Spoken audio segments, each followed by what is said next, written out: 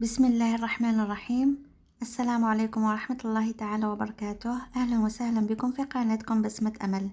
اليوم راح نشارك معاكم كيكة المقلاة اقتصادية سهلة التحضير، توجديها في وقت قصير خصوصا في فصل الصيف اللي ما تحبش تستعمل الفرن. هذه الكيكة تجي خفيفة مشربة بالشوكولا وبزاف بنينة. بلا ما نطول عليكم ندوزو مباشرة للمقادير وطريقة التحضير.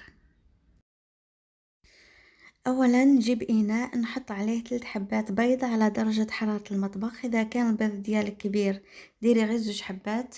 نضيف رشة ملح، ملعقة صغيرة تاع لافاني، ونصف كاس تاع سكر. وزن الكاس اللي استعملته هو 220 مليلتر.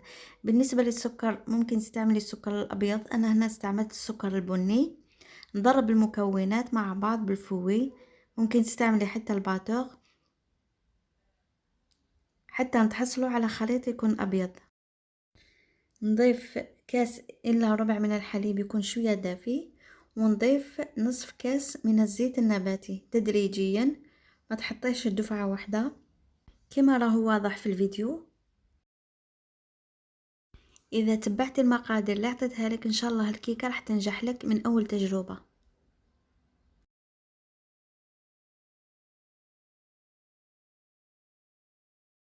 هنا نضيف النواشف. حطيت كاس تاع فرينة نصفوها أكيد.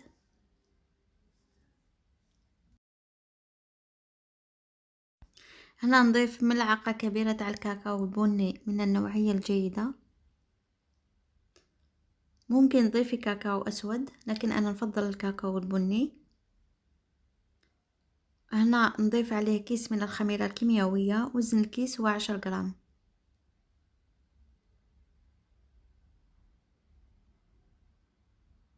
نكمل نخلط المكونات. هنا نضيف ربع كاس تاع الفرينة. نضرب مليح المكونات. هنا نضيف ملعقة كبيرة تاع الخل، والخل راح يعطيها هشاشة وطراوة.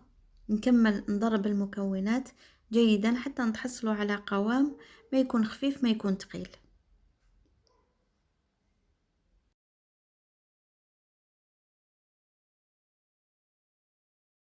هنا خديت مقلاة نستعملها برك للكيكة والمشوشة، دهنتها بالزبدة ورشيت عليها الفرينة.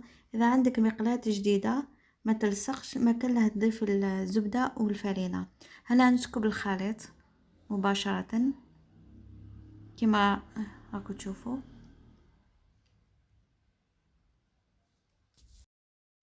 نحاول نسوي الخليط بسباتول ونخبطه خبطة خفيفة باش يجي كامل على مستوى واحد.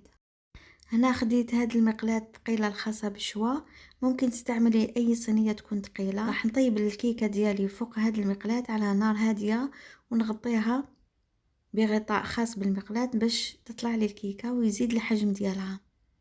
نخليها طيب لمدة 20 إلى 25 دقيقة حتى نتحصلوا على هاد الشكل، بحيث كي ندخل الكوردون أو السكين يخرج ناشف كما كي نطيبوا الكيكة في الفرن. هنا نثقب الكيكة ديالي وهي سخونة، ونروح مباشرة نوجدوا لاصوص الشوكولا. خديت كسرونة حطيت عليها كاس ونصف تاع الحليب، ضفت 2 ملاعق كبار تاع السكر، و3 ملاعق كبار تاع كاكاو بني. نضيف ملعقة كبيرة تاع فرينة. نخلط بالفوي كل المكونات اللي حطيتهم ونحطهم على نار هادية مع الاستمرار في التحريك حتى نتحصلوا على قوام تاع الخليط يكون ثقيل.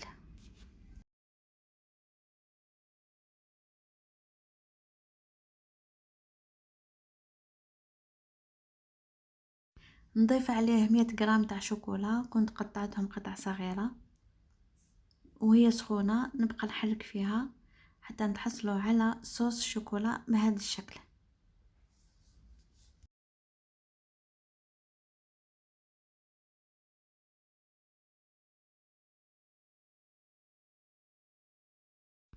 بعد ما نحيت الكيكة من المقلاة نسكب صوص شوكولا من فوق بهذه الطريقة، نسويها كامل بالسباتول.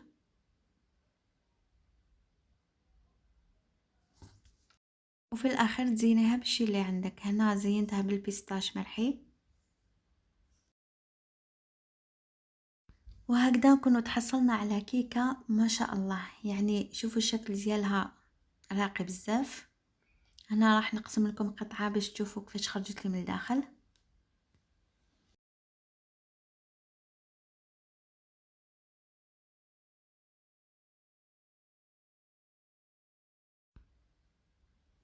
شوفوا كيفاش خرجت لي من الداخل ما شاء الله. وهذيك لاصوص كيفاش تبان.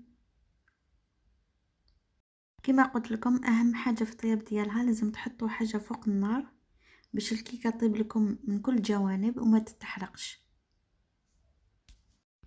شوفوا لي هذيك الهشاشه والطراوه ما شاء الله. يعني خرجت كيكه بنينه بزاف ومشربه بالشوكولا. غير جربيها وما تندميش عليها. ان شاء الله تكون عجبتكم الوصفه تاع اليوم. ما تنساوش تعملوا لي جيم وتدخلوا لي كومنتير. نتلاقاو ان شاء الله في الوصفات الجايه. مع السلامه، في امان الله. سلام.